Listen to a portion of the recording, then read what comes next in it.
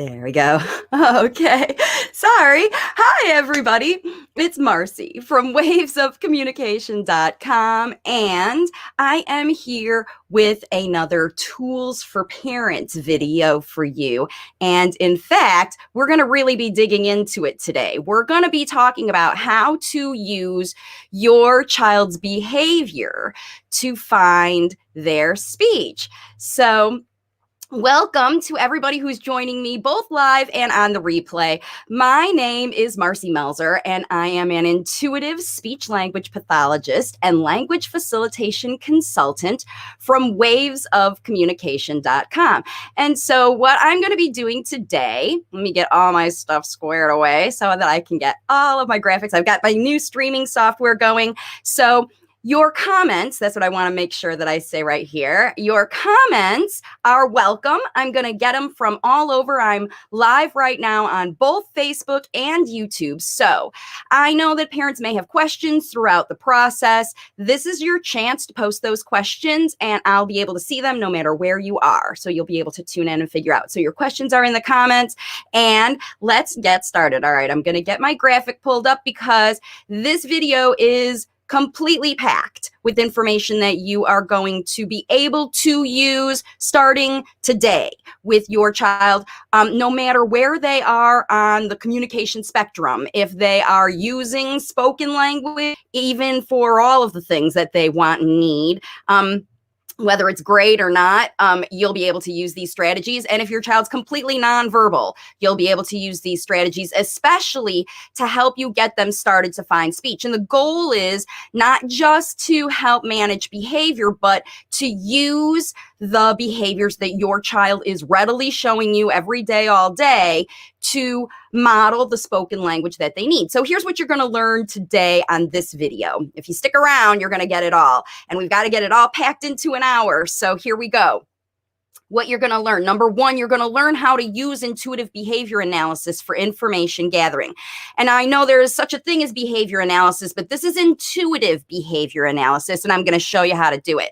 Number two, I'm going to show you how to use this intuitive behavior analysis to interpret your child's behavior into the language models that will teach them what they want to know, because that's what we do with language facilitation. We teach kids the words they need so they can be successful in the world. That's what motivates them to talk, not talking just because you want them to, right?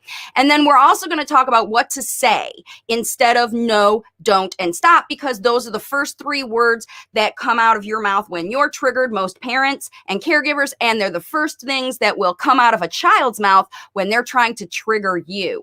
So these are not necessarily helpful words unless there's an emergency. And so we're going to talk about how to keep them just exclusive for emergencies and what to do instead. And then we're also going to talk about how to handle pop-up behavior events that will trigger you to say things like no, don't, and stop, right?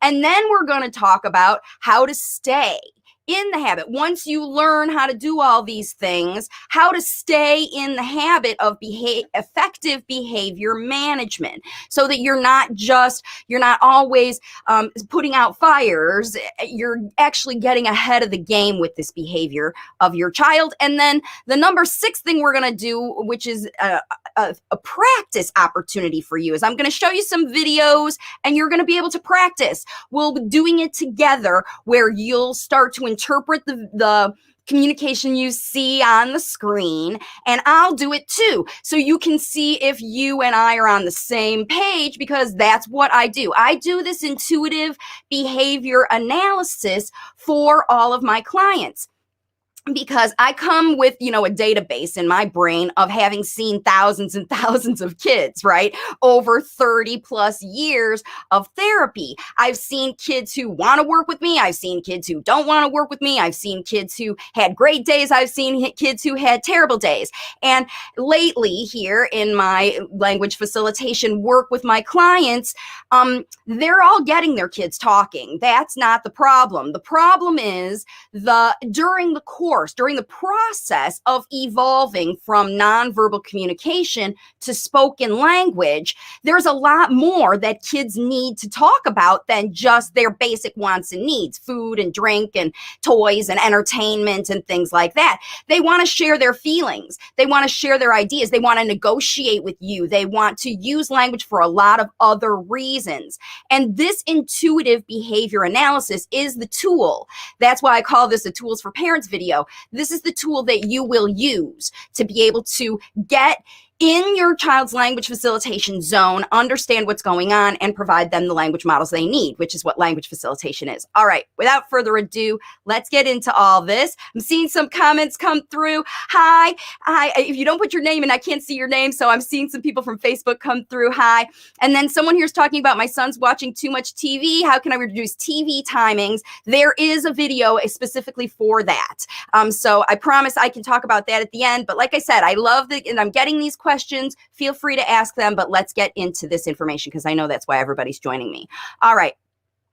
We're going to talk now about intuitive behavior analysis. And there's 2 slides I have about this because there's 2 reasons that we need to do this. And the first step is information gathering. Okay. Now, when we look at information gathering from a typical behavior analysis standpoint, when you hire there are people who work as behavior analysts. They go to school to learn to do that. And what they do is they use their observation. They use their 3D observation. They don't necessarily, because you can't collect data on energy. So that's why we call this the intuitive behavior analysis. This is the behavior analysis behind what you see, okay? And that's where you can really get into understanding your child's communication behind the behavior, because I'm going to say this real quick, because all behavior is communication. Everything you do, everything your child does, either consciously or subconsciously, it is sending a message, okay? All behavior, even if you think you're just mindlessly twirling your hair, that is communicating a message, a conscious message or an unconscious message. All behavior is communication. So here's what we're going to do. We're going to get into understanding what they are. So we're going to look at and identify. First thing we're going to do is we're going to tune into the situational energy / mood / mindset. What is going on here, right? Not the 3D thing, my child wants A, but how do they feel? What's the situation? Is the child hungry? Are they overtired? Is there a high vibe in here? There's a lot of energy in the room or real low energy room. The very first thing before you start analyzing everything is analyze the energy around the situation. That's why I call this situational energy. How do you feel when you walk in the room? Because if you don't know how you feel when you walk in a room, that means you're not centered, you're not present, you're not thinking about the situation from a problem-solving mindset. You're thinking about it from your own ego and bringing your own agenda. But when you tune into the mindset, then you see what's happening with other people, what's going on, because this whole process involves you getting into your child's head intuitively. So you need to tune into the whole energy of the room, not just your child, but everyone involved in the situation, okay? And even if the child is you in a video, look at the energy coming off the screen, right? You want to know what is coming at your child and what your child is putting out as far as energy. You'll feel it. You'll know what it is. You tune into that, right? And then what you have to do is you have to then tune in. Once you're tuned into the energy, you look at the specific behaviors that are carrying messages to you, the carrying message that are outward messages, not like twirling your hair by yourself, but hitting someone, throwing someone, moving in a certain direction, going toward or away from that person. What is the behavior that means something? I want you to understand when I do this. And these are behaviors you'll see over and over again in your child, because when they, for example, if they hold themselves in their privates, that means they have to go to the bathroom. Or if they walk into the kitchen, that means they're hungry. Or if they bang on the cabinet or the door, that means they want to go out, right? You'll know in this situation Which behaviors are familiar to you that you've seen before that are carrying messages? And even if it's a new behavior, often if it's a big one, you can see the behavior behind it because you've tuned into the situational energy,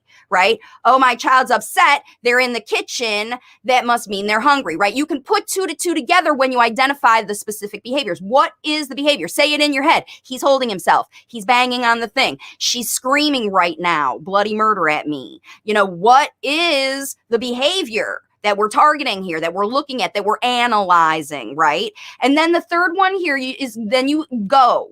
Think. Where did your child learn how to communicate like this? Where did they see someone else doing this thing? Was it on a video? Was it in the thing? Investigate that, because in the vast majority of behaviors that a child will demonstrate, they heard it somewhere. They might have picked it up at school, and they might have only seen it one time. But honestly, truly, almost every behavior, especially if your child is older than 3 years old, they learned it from someone. They learned it from you, from a partner, from somebody they observed on the street, on a video, something. Learn where your child learned this behavior. That's incredibly valuable information from you, because that's where they learn. That's where they go. That's their go-to learning place, because obviously they're using the behavior that they learned in that source. So you want to know what that source is. And then you observe to see how this behavior is used with other communication partners. This is a longer term process, right? And you think about it in the moment. How is this situation working for this child? Is it working only with you? Is it working with everybody? Remember when we talk about what works, right? This is behaviors your child is using to communicate instead of talking.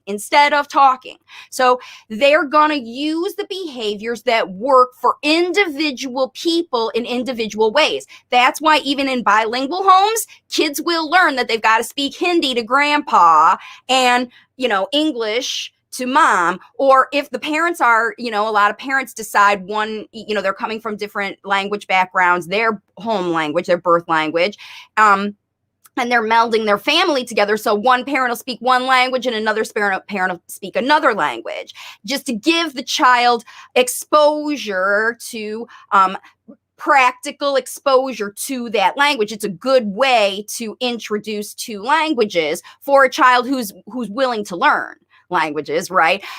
It won't confuse them as long as you're using proper language facilitation, but the child will learn quickly that this one is the Hindi parent and this one is the English parent, or this one is the Spanish, this one is the English, this one is the French, this one is the Italian. They will learn which one speaks which one by your consistent behavior. When you show up to your communication situations with your child, how are you communicating with them? Are you speaking a language? Are you relying on your intuition? I just know my child is wet because they're grabbing themselves, so I'm going to get them and change them or take them to the bathroom without talking about the fact that they didn't communicate that before. We're going to talk about what to say and how to do that, but that's what this is. All right, let's make sure I finish this slide.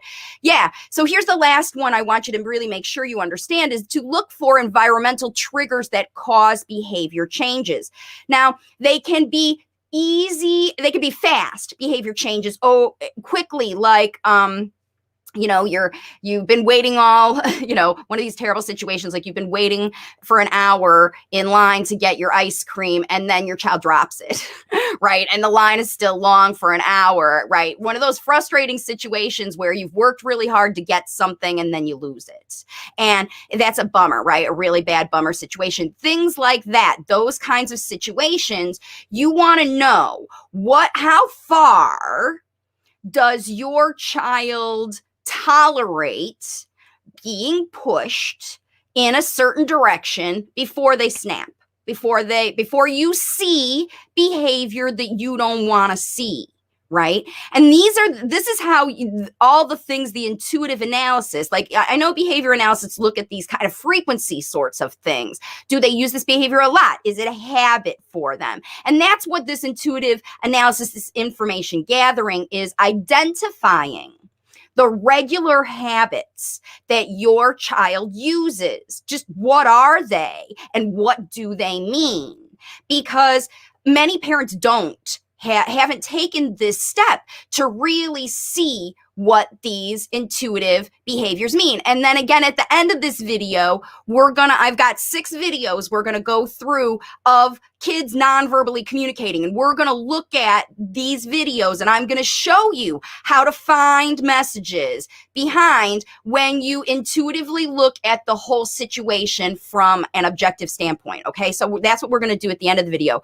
But what we need to do next is we need to move into the next step of this intuitive behavior analysis, because you have to understand, now that you understand what these behaviors are. Oh, he's doing that, he means he has to go to the bathroom. He's doing that, he means he wants to eat. He's doing that, he means, he wants to have whatever. So that's the situation that you want to, really understand, is what are they communicating. And then the next step, this is the biggie, is how to turn that into spoken language. And that's what we're going to talk about now. And again, I've got a process, some things you have to consider about. And this is what this is the actual interpretation of actions, the actions that you see, right? That stuff we identified. When they do X, it means Y, right? We already know that because of our last analysis. Now, what do we do?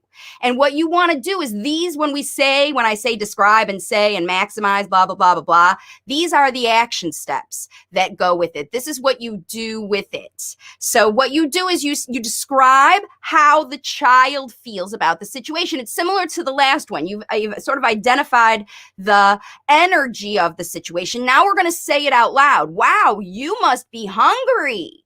You are sad. You're really excited, right? You're going to talk about how the child feels because you see it. You're interpreting this and you're bringing it out into the real world. So before you talk about their wants or needs or whatever, remember, we don't develop wants or needs until after we feel something.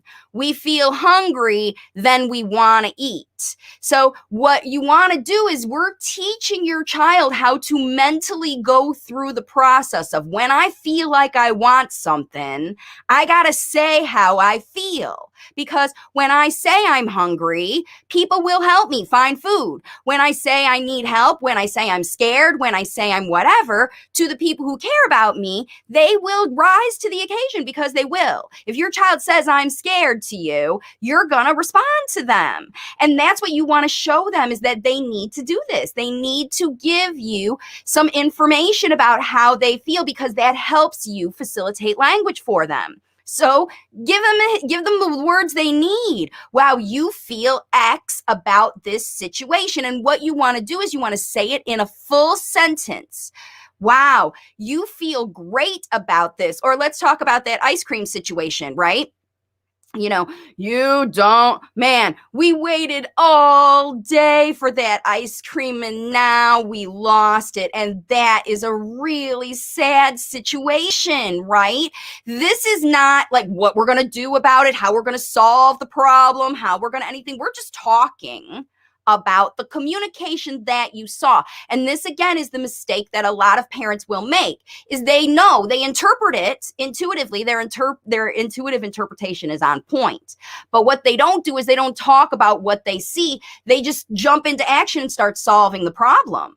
And this is your mistake. This is what the opportunity that you are missing, is what I'm going to call it. It's not a mistake. You're just missing this opportunity because you've got you think that it'll make your child feel better when you solve their problem, which, yes, it will. But actually, they start to feel better just knowing that you understand their problem and that you will help them, because in reality, sometimes you can't solve their problem in the way that you want to. Ice cream example, it's splat on the sidewalk in the heat, melting rapidly. It's not coming back.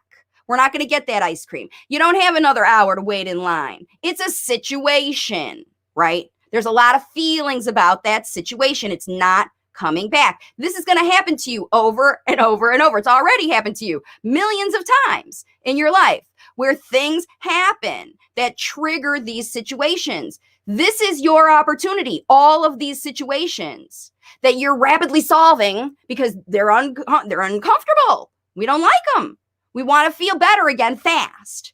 So instead of empowering your child to work through this problem with you emotionally and teach them all the language that goes with it, then what happens is then they don't learn it. And then you repeat it and you repeat it and you repeat it and you repeat the cycle again. So if you're finding yourself going through the same struggles with these situations every day, it's because you're missing this step.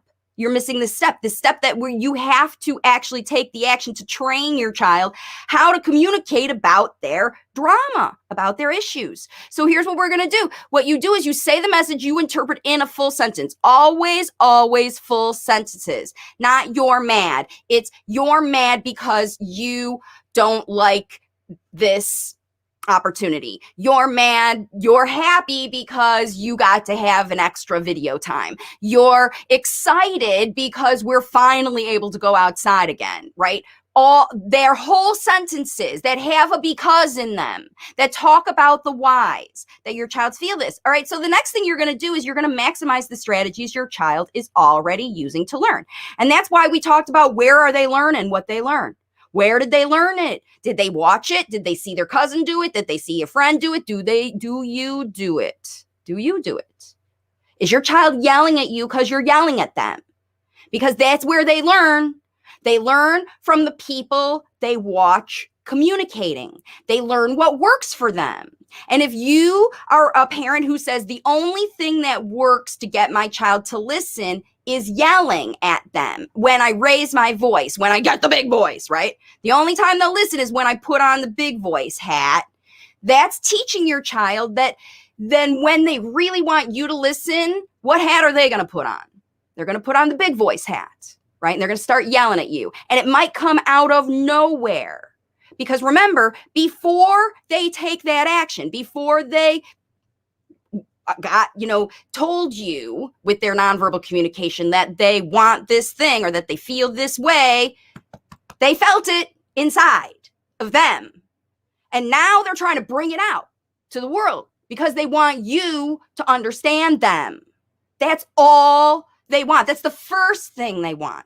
That's the one thing that's going to make them feel better because, once they get, you can't bring the ice cream back, but you can make your child feel better immediately by empathizing with the fact, wow, that was really bad.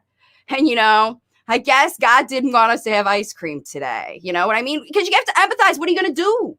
What are you going to do? Be angry with your child? Then you're showing them, how are we ever going to feel better? How are we ever going to, you could be angry. You could put the blame on anything you could, right? And that might make your child feel better, right? Oh, that bad thing. But does it really meet their need? Like they really wanted ice cream. They really wanted to feel better. You might have to come up with a different kind of snack or a different kind of opportunity, right? To help your child feel better. But the process of dealing with the loss is an important thing for parents to work through with your kids, right? And this intuitive process will help you. And then you just talk about all of it using full sentences. You don't like the taste of broccoli. You like it better when I put cheese on it. You like it better when I cook it in the pot versus in the oven. Because that could be the very specific reason your child stops eating all week because you cook broccoli different today. You know what I mean? And who's going to know that? Nobody but you. That's where this intuitive behavior analysis comes in because these little communication behaviors happen 24/7 and they've been happening since before your child was born, when they gave you heartburn, when you were pregnant, right? All of this stuff is communication, and that's what we're going to do. All right, let's finish up this slide. Whoops. So what you want to do is you're maximizing the strategies that your child is already using to learn, and you're explaining how you and others want to understand. You want to understand your child. That's all they want to know, is that you want to understand them. So explain it. Say it out loud. I want to understand you. I'm trying to understand you. And then you model the emotional language using attractive words that the child can use. And that's the big deal about this language model, is it has to be words that your child could use. They're saying things and doing things that they watch other people using. Why? Because it worked for them. They saw it work. They saw their sibling or you or someone else say gimme, and they watched someone give them something, and they said, hey, that gimme word, that's a good one.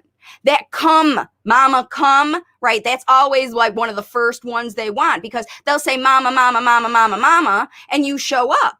But then they're like, oh, wait, he won't say anything but mama. Well, you got to, again, when your child gives you any kind of communication, whether it's a behavior or a part word or whatever, you give them back more. Oh, you want me to come here because you wanted me to see your toy. You wanted me to come here to help you do whatever they want you to help. You see it. You see it. So that's how we're going to talk about this interpretation and how you're going to do it. Now, the next thing we're going to talk about on this video is what to say instead of no, don't, and stop. Because what happens is, remember, if you're doing this intuitive process, you will show up into the event. Like, you know, either the event will come to you or you'll be there. Like I said, it's just going to happen because you're going to be triggered. You're going to be triggered. You're going to feel a way that's going to make you want to react. And it could be when your child's doing something dangerous, when they're doing something that you don't want them to do, when they're doing something that you've told them a million times that you don't want them to do, you know, when they start to test those boundaries, right? And especially when it's scary, like they're in a parking lot or, you know, things like that. And what happens is when it happens during a scary time, it reminds you of how that danger comes, you know, how that can happen. And then what happens is that feeling, that trigger feeling carries over to even the littlest thing, like your child throwing their cup on the floor or hitting you or, you know, something like that, where it's not necessarily a life and death situation, but it still makes you so triggered that you feel like yelling. Your energy, your feelings, just like we talked about the kids, when they feel a certain way before they act, they feel a certain way, and then the energy of that emotion can't help but come out of them. This is what happens to parents when they're triggered, right? It happens to all of us when we're triggered. And that we react unconsciously when we're triggered. So I've done a whole video about triggers, but I want to talk about what you can say when you feel like you're triggered, because automatically you know what you usually do. You know what your go-to thing is. I yell at my kid. I do whatever. And if you don't know what your go-to reaction is when you're triggered, film it. Have someone record the next time your family goes into one of these things. And then you can do this video analysis that I'm going to show you how to do here at the end of this video on your own self. And you can find your own behaviors, because you got to intuitively analyze, what did I do? What was I thinking? Was I thinking, or was I triggered? Because when you're thinking, you can decide what to say. But when you're triggered, no, stop, don't, and curse words come out of your mouth. Okay? And that's the difference. That's the difference between conscious about this situation and not. So when you show up and you first analyze the energy, then you're going to be more capable to do something like this. So let's talk about what these words are. My favorite one is bummer. And it depends on the age of your child, but any of these will work. But you want to really, this is the sort of siren. This is the sort of stopgap that sort of stops the negative energy to allow you to address it and turn it around to get to positive. Okay. So you say, oh, bummer. Like that's an ice cream one, right? It's a very obvious bummer, right? Or if your child's doing something that you don't want them to do, that they've done a whole lot of times, instead of saying no, say, uh-oh, because uh-oh is kind of there's a rule being broken here, because I got a problem with that. I got a problem with rules being broken. I made these rules for a reason, and you're breaking them because you're pushing boundaries because you're being a kid. Uh-oh, we have a problem here. right? And I'll say that a lot. We have a problem because it's my problem and your problem. You're getting what you want, obviously, because you're trying to get it by yourself. And I don't want you to have it or do that thing. So that's a problem. So if you fall, oops, this is a positive. These wow and are positive ones. Like, and then they follow these words, all these excitement words, and none of these are no. What they are is attention gathering words because they're always followed by look, bummer, look, the ice cream fell. Wow, look at you swinging. I've never seen you swing so high. Ooh, uh-oh. Somebody forgot that we don't climb the cabinets, to get what we want. Somebody forgot how to come and tell mom when you want something to eat, right? And because they forgot doesn't mean that they're bad. It means that they need you to teach them more. They need you to remind them. They need help to be better at these things because they're trying. They're putting their effort into communicating to get what they want and do the things they want and even share this with you because these big behaviors are attraction behaviors. Look at me. I'm feeling a thing. I want something. I need you to do this for me right now, right? And then they don't have the words to say those sentences. So you got to give them those sentences, those exact ones. You need me to do this for you. You want support right now. You don't want to fight with me. I don't want to fight with you. Let's hug it out and start over. Right? This is how you work through because you trying to solve a problem and them trying to communicate the problem and you not understand. Whoa, dude, I understand you. You're stressed. You're worried. You're a little overexcited right now. I get that. There's a reason you haven't seen Auntie forever and she's coming today, but you can't wreck the house. Right? You can feel all these feelings and talk about these feelings, but there are boundaries. You can be upset as you want, but you can't wreck the house. I got a house. I worked so hard to make this house for us. I can't let you wreck it. But I can help you. I get your problem. This is not the solution. I got another one. You want to look at this solution? Right? This is the energy you come at this with. Because many parents think, I don't want to say you, that's terrible. I don't want to say what you think because you think what you think. You're gonna anyway. But the thing is, your child believes what you communicate. They believe it as their truth. And if you are not actually accurate, like you're trying to swindle your kids, bribe them or okay, if I just get them through this thing, they'll be better. Those times you pick them up and haul them out of the store when they use this. This is when you need to move in. And that's what we're going to talk about next is what happens when it's unexpected in an unexpected place where there's an unexpected behavior that's embarrassing or frustrating or angering in any way, right? Because those are all triggers. Those are all emotional mindset triggers. So what you want to do is what you want. First thing I'm going to do before I tell you what to do is I'm going to ask you to like this video. Please like this video. I know that you're all watching me and a few people have liked it already, but everybody who likes this video helps my channel and helps more parents learn about language facilitation. So please like this video and post your questions in the comments. Okay. And speaking of questions and comments,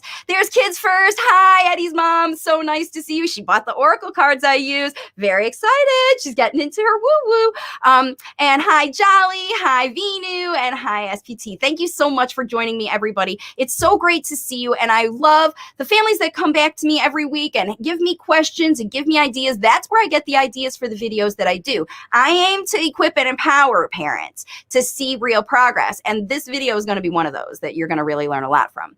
Okay, now we're going to get into what to do when a pop-up situation happens that triggers you, that causes you to want to say those things that I talked about in the other video, in the other slide. Okay, here they are. When pop-up tantrums occur, right?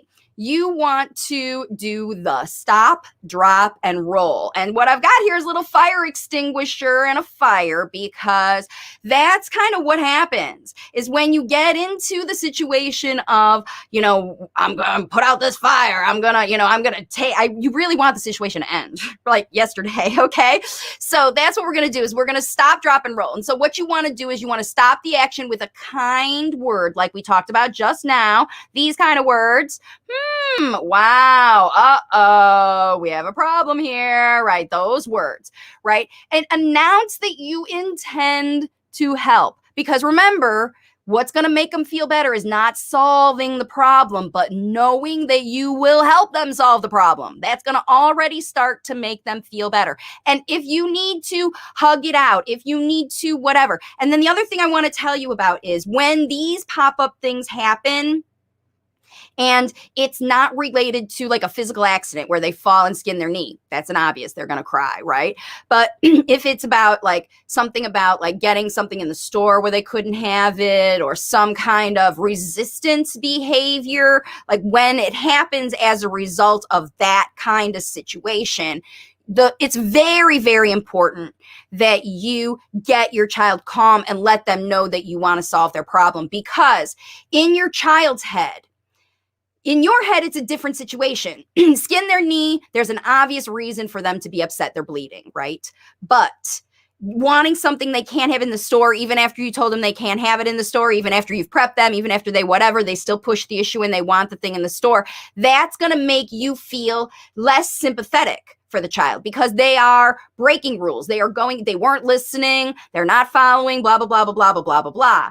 Now, in your head, it's different. Skin knee versus can't have candy at the store. But in your child's head, they are the same. I'm going to say it again. In your child's head, they are the same. Excuse me, I have a little drink. I'm starting my water thing. I'm drinking this gigantic water bottle to try to hydrate myself. So that's what you're going to really be working with your child to calm their brain. That's why the calm brain is necessary, because they feel like they're bleeding when you can't let them have what they want. And you don't understand why could they be so upset about this little thing? In their head, it feels the same, because their immature brains don't know how to separate. Gotta do it because I gotta do it. Adults can do that. We can go to do jobs that are yucky, that we don't like, because we know we got to, because we accept responsibility. But kids don't.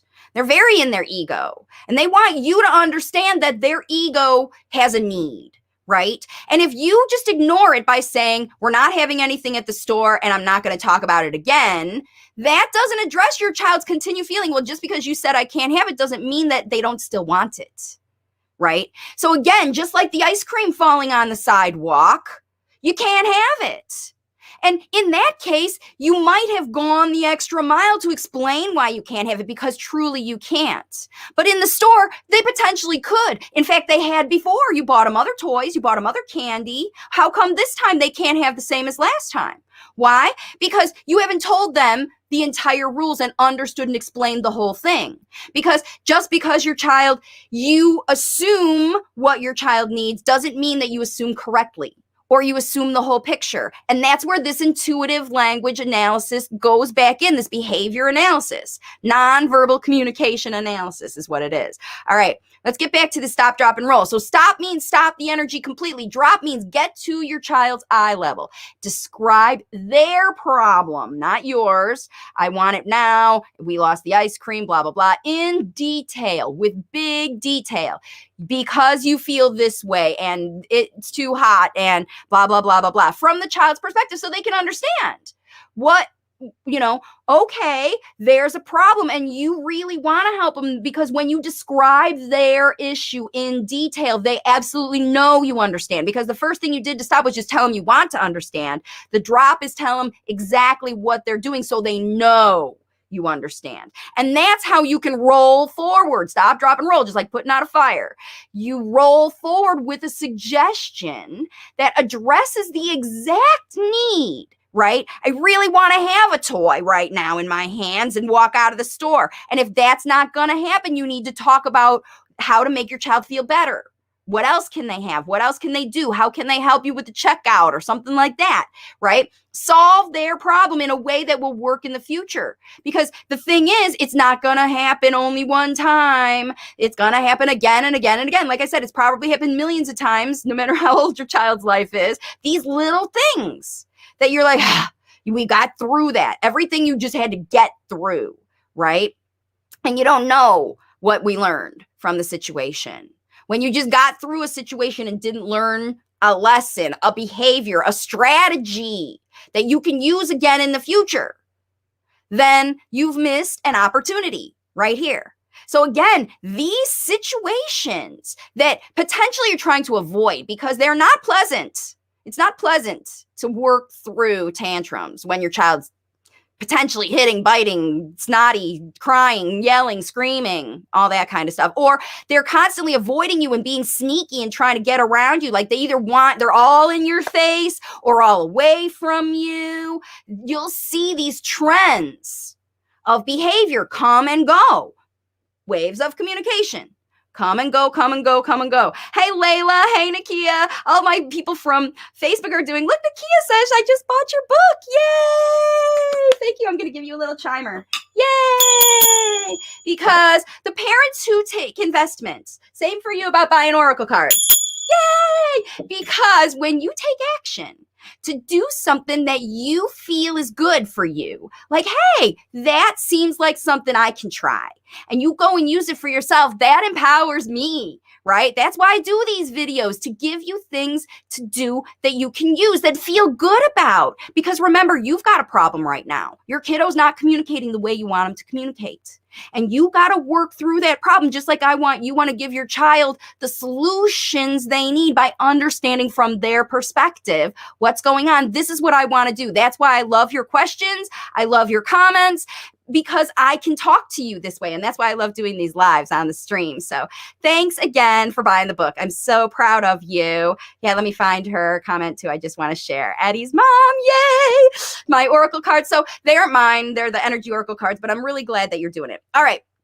Let's get going. We've got more to do, and we've only got 20 minutes left before my next meeting. So I want to get into this, and I just want to do this slide really quick. So we're going to go through fast. You can screenshot it again because I want to get to this practice. But listen, this is how you do it. You keep it going. Keep the communication gateways, the language facilitation zone open, open, open, with daily communication about everything, okay? Really take responsibility to focus on the message. Provide 2 to 3 hours of conversation every day during a variety of different experiences, the good, the bad, and the ugly, the fun and the not so fun. Everything needs to be talked about. Model fun, attractive language for the message behind the behaviors observed. Even if it's not fun, you can say, whoa, that was really not so fun. And that's attractive language for kids. Ooh, you don't like it, yucky, yucky, yucky. That is attractive language for kids. And if it's attractive, they'll try it. That's how you're going to help them find their speech. Now, provide helpful spoken language alternatives, like we talked about with those words, right? Ineffective communication behaviors. So if your child is doing those things that you don't like to see, give them those words, instead, so that they don't trigger you with behavior, they trigger you with words, right? And then you decide what to do when you're triggered. And then this last one, again, eliminate your expectation for performance or judgment of the results. Focus on the message, your interpretation, your intuitive interpretation of the message behind the behavior. That's really what all this video is all about, is using your intuition. Because a parent and caregiver, if you're the grandma and your child spends time with you all day, or if you're the mom or whoever, it doesn't matter, and you get in the zone with that child, you'll know. You are the one who knows what they mean when they do something. And they mean something. When they give you one word, they mean this much more. This much. I can't even get my hands on the screen. A ton. When they communicate one squeak, they mean a novel, right? There's all those ideas that are going on inside of your child, They're not a stump. They're not, when you aren't engaged with them, they're not on their own doing nothing. Their brain is constantly going, constantly going. And you know, because you watch your child, especially with this intuitive behavior analysis, you'll know what they're thinking about, what they're communicating about, what they want to communicate about, but they don't have the words. That's when you see it. It's so clear with this behavior analysis. It's so clear. You're like, oh, and that's how we're going to show. In fact, let's get into the practice because this is how it's exciting. All right, so the first video I have, let's get over here. The first video I have is an easy peasy one. And what we're going to do is we're going to see what are the messages behind the behind this nonverbal communication. So let's take a look right here. Here's this little girl. She has 2 cookie options or 2 dessert options. She doesn't like the cookies. She doesn't like that. And look at her face. Yuck. She's even turning away. She's making a face. There's no words here whatsoever, but it's pretty easy to think about a sentence that you could say. Let's put some words. It's kind of like what they do in the movies, right? When they dub over movies. Let's talk about some words she could say. So she could say, ooh, cookies, yuck. No, thank you. I don't like sweets. Sweet things are not for me. I wish I could have something spicy for my snack. Everybody keeps giving me sweet things because other kids like sweet things, but I don't like them. I wish people knew what I liked, right? I mean, we're taking this all the way up into like what an adolescent would say. When you think about kids that will be like, they'll be, thinking and adding on drama. Nobody likes me. Everybody gives me the foods I hate, right?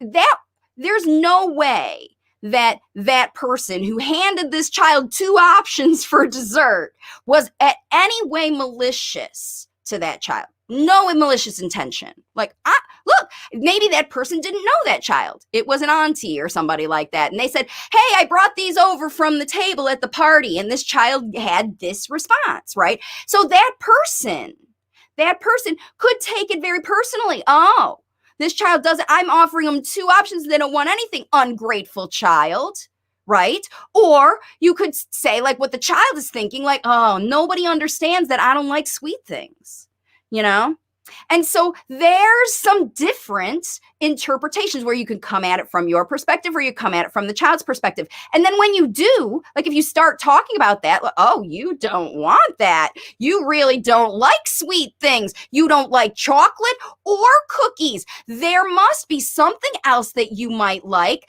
Will you help me find that with you? Can I help you solve this problem? That, I want to offer you something to eat, but you don't like what I got. These are how you dig in behind. Okay, so that was an easy one. That was a pretty easy one. Now we're going to get into one that's a little bit more typical and a little bit harder to decipher, okay? So now we've got a little guy who is licking the window. Here he is outside. He's got his coat on. So he's looking outside and he's fogging up the window, licking it, looking at it like this. So this is all that we've got on this video. And here's the kiddo who goes away and he's going to go talk to mama or go get mama or something. Let's look one more time. Child just licking the video. And remember, we talk about all behavior is communication. So here he is licking this window. What could he be communicating by this? Now, this is one of those that could have both messages that are internal and messages that are outside. So kids who lick on things, they do it for lots of different reasons, but it's usually an exploration or a child. Maybe this child habitually puts things in his mouth for exploring. He's just one of those kids that's in a behavior pattern where he's eating a lot of things. And he really wants to go outside and explore the outside. So what's he doing? He's trying to put his mouth on the outside, right? And so he might say, wow, I really want to go there. And the way that his unconscious way to explore and do something new is to put things in his mouth. So that's why he's doing this. But what's the message behind it? I want to explore outside. I want to see what that is. Now, this behavior can really freak out a parent, right? Don't lick the glass. It's dirty, blah, blah, blah. Germy in your hands and it's making it dirty and blah, blah, blah. And look at the marks he's left behind, right? All of that stuff. That could be very triggering to a parent or caregiver when they see that behavior. It's obviously not necessarily a communication for you to interpret. I'm not here to say that, because after the child looked outside, licked the glass, was trying to explore that potential thing, he left it to go to find somebody to bring them back over and show them what he explored first. So kids will use these exploration tactics. Mouth, eyes, ears, fingers, that's all they got, all their senses. If you watch them over and over again, you'll see, oh, that's how he explores things. Some kids really like physics. I've got a couple of the older ones in my program who they like to explore things by watching them move, either fall, spin, wiggle, or listen to how they sound when they tap on different things. They're really using their sensory because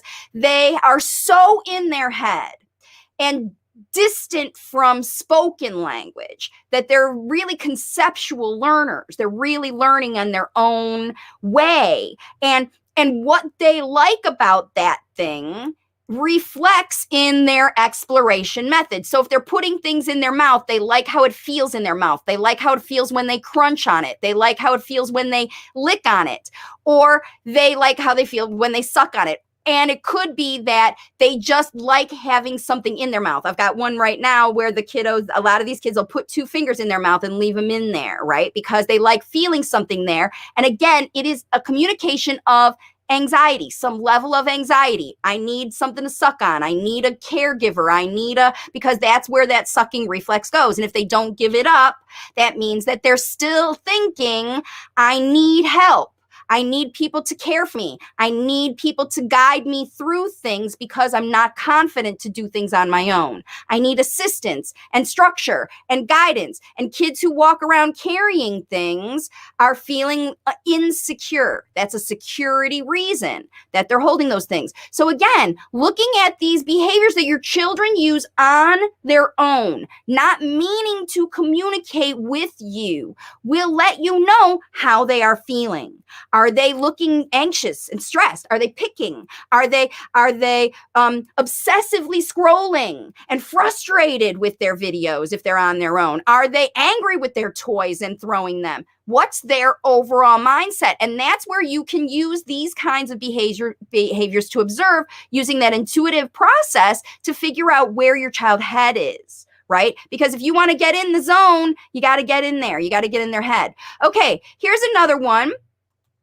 These 2 boys are doing boy things, okay? So they're just kind of irritating each other. They love each other, obviously. Look at them both smiling. But the one on top is like, he's tickling him. And the one on the bottom, he kind of likes to be tickled, but he knows he's being irritated. But he grabs his brother and he's like, hey. And then his brother tickles him more, that kind of thing. This is a real positive exchange, right? A positive exchange. Nobody's sad, even though they're picking on each other, right? Because kids will do that. Now, if somebody walked up and they were like, why are you tickling your brother? Why are you doing that stuff? They could see clearly that both of these boys are smiling. They're happy about the situation. They're doing their whatever. They would probably prefer to be running around, wrestling all over, but they were told to sit here and wait or whatever. And they're just being antsy. They're working off their energy and they're interacting with each other. So what could you say about a situation like this when the boys are doing? You can describe it. You can talk about, wow, look at those 2 brothers having such a great time, enjoying each other. Who's the bigger tickler? Ooh, you're so brave, or you're strong. Whatever you know about these kiddos while they're playing around, you're going to be able to help. You're going to be able to help give them words for, I'm going to get you. Oh no, you can't get me, depending on the level of vocal, spoken language they're using. So if one of them is more vocal than the other, they're going to say things that other child's going to listen to. So watch how your child interacts with other people. That's, again, how you learn how they learn, right? The one on top was learning from his brother. Does he like it when I do this? Okay, he does, because he's smiling. I'll do it. He'd do it and wait, and do another one and wait, and do another one and wait. He's testing his brother with nonverbal communication to sort of decide, how are they going to do this? So yeah, that's another way that you really can use your child's actions. So it's not just interpreting what happens when they communicate directly with you. It's what happens when they use nonverbal communication by themselves and when they use nonverbal communication with other people. Watch how they do. Watch how they learn. Watch what they imitate, what they are gravitated toward, and what they move away from. Okay, when they interact with other kids, and then watch that other person. Watch when your child interacts with other adults too. Watch when adults rise to the occasion and facilitate language and provide language models, or when they shut your kiddo down. Because parents will do either things depending on their own mindset. Again, you could be busy shopping at the store and shut your child down without realizing it, because they're not telling you, I'm shut down right now. I'm irritated by the fact that you won't talk to me. And you aren't thinking about that because you're busy with your shopping list, and they're just quiet, and you're happy that they're just quiet sitting in the basket, but it's stewing in there, and then it explodes in you never talk to me, you don't get what I wanted a toy and you weren't listening, because that's the drama that can elevate into these behaviors that are concerning behaviors, like the ones out at the store we talked about. Okay. Layla just bought the book. Wait, hey, we got to get her in here. Chime for Layla. Yay, Layla, who bought the book. So glad that you guys are enjoying. Hopefully you're enjoying the book. If you did, please leave a review on Amazon so other parents can see how helpful it is. The book takes you through the process of language facilitation, where you learn how to do this intuitive analysis. And it's a little bit less in depth than this particular video, but I do take you through the process to get you through to getting to spoken language and understand how it works. And plus, it's a great reference. So, okay, let's get into the next video. Thank you so much for all your comments, everybody. Are you enjoying this? Is this helpful? I just thought it might be a good idea for you to really see some video of kids non-verbally communicating to kind of learn what I'm talking about here. So that's why I picked these strategies. All right, I've got another one where a mom is teaching, okay? So this little guy, I don't know if he's verbal or not, but he's not talking, but his mom sure is. Look at her. She's giving lots of great language. She's talking about the screen. Her little guy's thoroughly engaged, looking carefully, listening carefully. Now she touches him. Wait, look what he does. Wait, he does a little something with his hand. The first thing he did, I'm going to rewind it here. First thing he does is he pushes her away.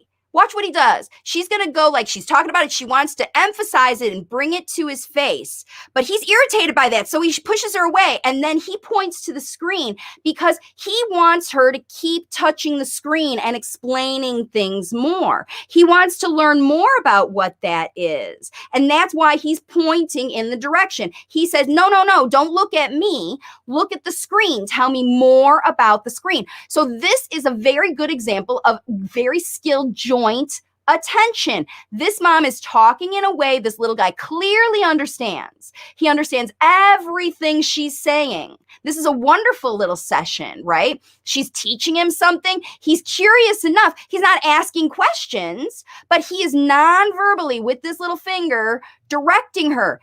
Keep talking.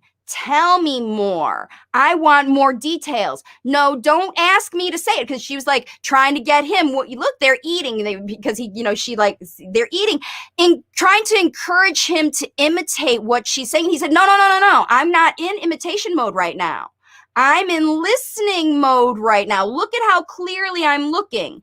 And if you stop this by saying, okay, say monkey, like they're talking about monkeys eat bananas, say eat bananas. He's going to be like, no, he literally pushed her away. And now he's pointing at it. Okay. So hopefully you'll see how now, even the subtle things, while you are actually working with your child, you might be playing together. You might be doing pretend play or cooking or doing some job, emptying the dishwasher together. And then suddenly your child reacts to your change. Now you have to look. What happened right before? What did she do? She was giving language. And as soon as she started to prompt to turn it back around, like your turn to talk, he said, no, I don't want to right now. And she responded. She responded to that prompt by going back to talking. But what I would have done is I would have said, oh, you don't want to talk right now. You are listening. You want to listen to me. So I'm going to keep talking. And that would be effective if you have a little guy, like if you're worried about, I keep talking, but my child's not saying anything to me, then call out their listening. You want to call out the behavior you like. Wow, you're really listening. You didn't say anything that whole story. Did you get it? You got everything? And you'll see, you don't have to test them. What did I say? What color was the ball or whatever? You don't have to test it. You could say, did you get all that? Wasn't it great? And they could say, yeah, I did. I was listening. I liked how you told the story. Let's move on, right? You don't have to teach, test, reward every single thing you teach your child. Trust that they are learning with everything you teach them. Everything, okay? All right. I'm late for my meeting, so I'm going to do one more of these. Hopefully my people who are joining me on my meeting will understand. These are my client meeting. But I really want to do this last one for you because it's already 12 o'clock. We're going to cut over here and talk about these kids. So this is a group of kids playing together and none of them are talking. Okay. So let's take a look at this video and see what happens. They're all playing videos. They're Legos here. They're expected to share. And child one stands up to take the block away from child two. And child two gets up and leaves the table. Child one looks at the camera knowing somebody's talking about here. And these two other boys, they're looking at themselves. And now they suddenly turn around and look at her because she has called attention to herself.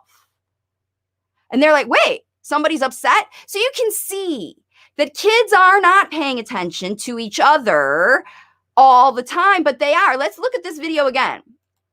If you could watch the two girls on the left in one dynamic and the two boys on the right in another dynamic. Here's this one, the second one from the right. He's looking with this Lego. He's got a mission. He's got some idea about this Lego. Nobody's talking about his idea.